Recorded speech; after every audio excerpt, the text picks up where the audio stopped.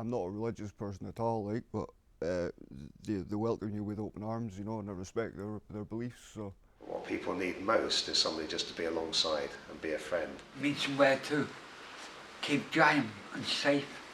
They keep us safe at night and Yes. everything.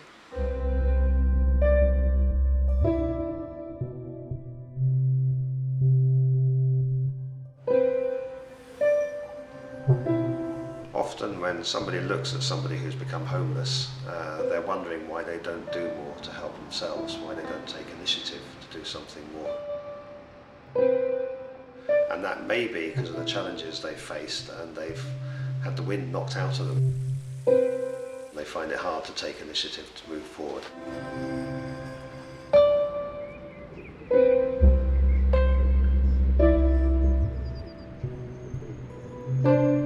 With Manchester's homeless population increasing, a Christian-led shelter in Salford offers a helping hand.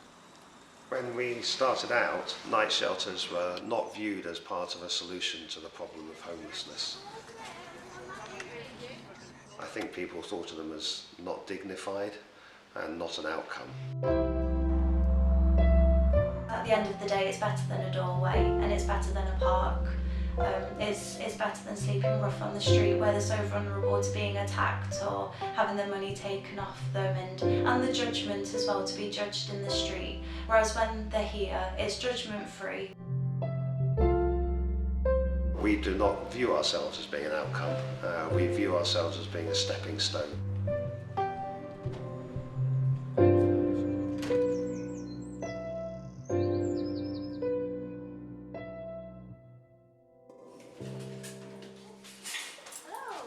Although we're an emergency temporary shelter, we're always here for them.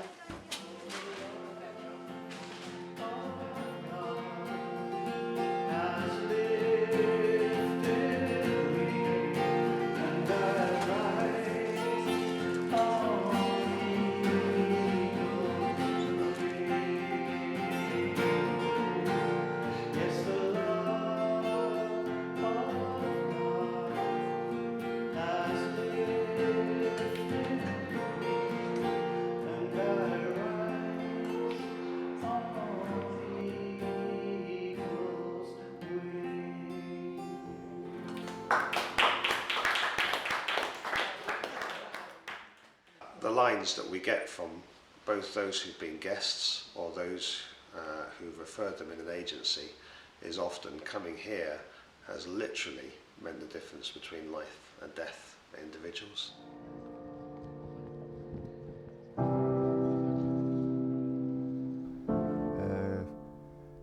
Recently ended up homeless because I had a serious back injury and I was bedridden for 4 weeks, and the housemate I was living with was stealing money off me, so I left the property.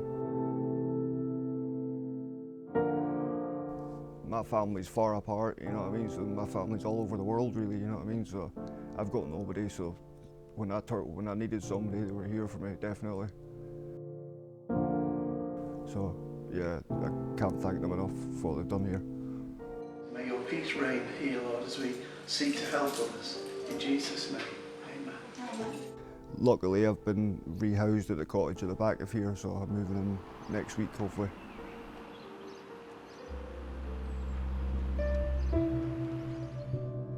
But the city and its shelters are currently facing troubled waters.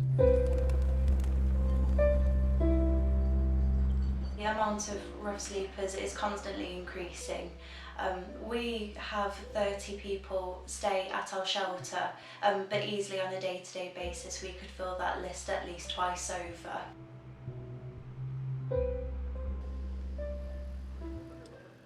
For us now, operating 7 nights a week, we have people queuing to get in here. If you miss a night, somebody else is in that bed.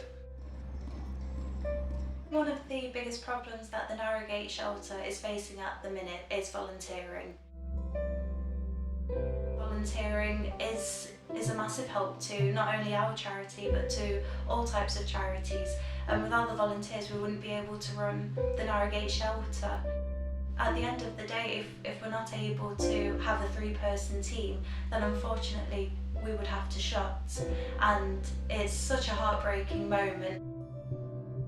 That is a real worst case scenario, but we are struggling more and more for volunteers, so the likelihood of that is slowly increasing.